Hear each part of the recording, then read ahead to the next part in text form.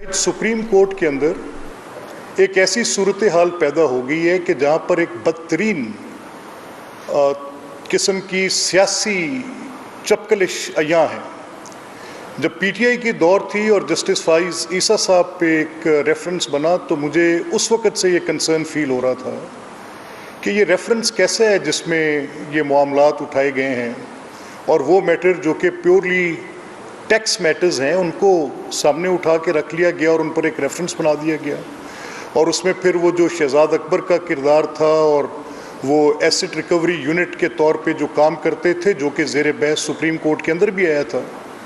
मुझे ज़्यादा हैरानगी उस वक़्त हुई कि जस्टिस मुज़ाहिर अकबर नकवी के ख़िलाफ़ जब रेफरेंस आया और उस रेफरेंस में जहाँ पर ये बड़ी वाज़े तौर पे बात थी कि इनके पास इतने वसाइल कहाँ से आए, ऐसी प्रॉपर्टी कहाँ से ली गई, उनके नेटिव टाउन के अंदर उनके पास ये प्रॉपर्टी कहाँ से आई, लाहौर के सेंट जॉन्स पार्क के अंदर ये प्रॉपर्टी कहाँ से आई, तो उसमें ऑनरेबल चीफ जस्टिस जो हैं वो बेंच पे बैठ के कहते हैं कि मैं एक मैसेज देना चाहता हूँ, the honourable brother is sitting with me, जज मेरे पास बैठे हैं और मैं एक मैसेज देना चाहता हूँ कि ये तो टैक्स मैटर्स हैं and he is sitting on the bench. तो मैं आई वॉज टेकन अबैक, मैंने कहा कि मैं देखूँ कि शायद मेरा हाफसा कमज़ोर पड़ गया है कि मैं जो जस्टिस फाइज ईसा के केस में यही इनमें से 3 साहब वहाँ पर बैठे हुए थे,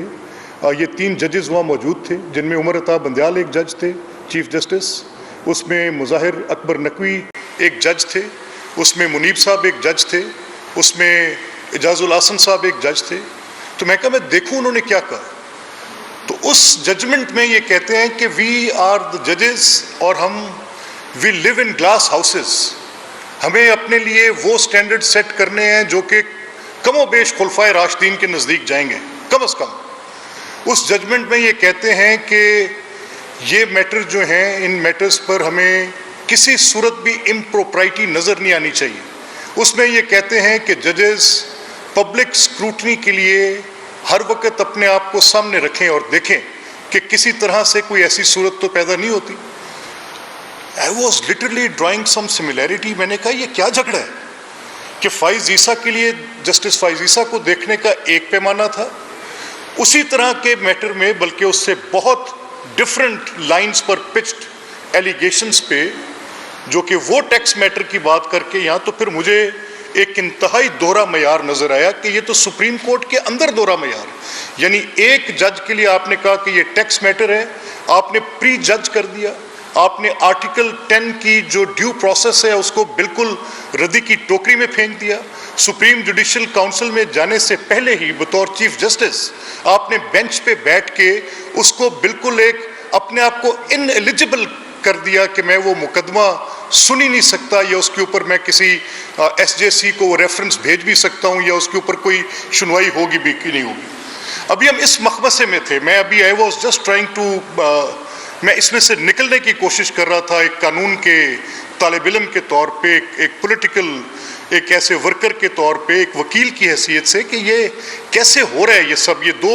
इतनी सिमिलर बात पर इतने 2 मुख्तलिफ मौक़िफ़ और वो भी एक ऑनरेबल चीफ जस्टिस के। तो मुझे I was taken aback by that. But anyways अभी मैं इस मखमसे में हूँ तो मुझे ये पता चलता है कि आइन की तशरीह कैसे होनी है, यानी एक इख्तियार जो कि ट्राइकोटमी ऑफ पावर्स, मैं आपको लेक्चर नहीं करूंगा, मैं आपका वक्त ज़ाया नहीं करूंगा। आपको पता है कि हमारा आइन उस पर बेस्ड है, ये पार्लियामेंट है, ये अदलिया है, ये एग्जीक्यूटिव है, ये 3 बातें हैं और इन 3 के पिलर्स पे स्टेट खड़ी है। तो पार्लियामान को एक इख्तियार आइन तफवीज़ करता है, आइन कहता है, ये आर्टिकल 81, 82, 83, 84 की कहानी है, ये 3-4 की कहानी, जिसमें कहते हैं कि कोई ग्रांट्स, कोई ऐसे अखराजात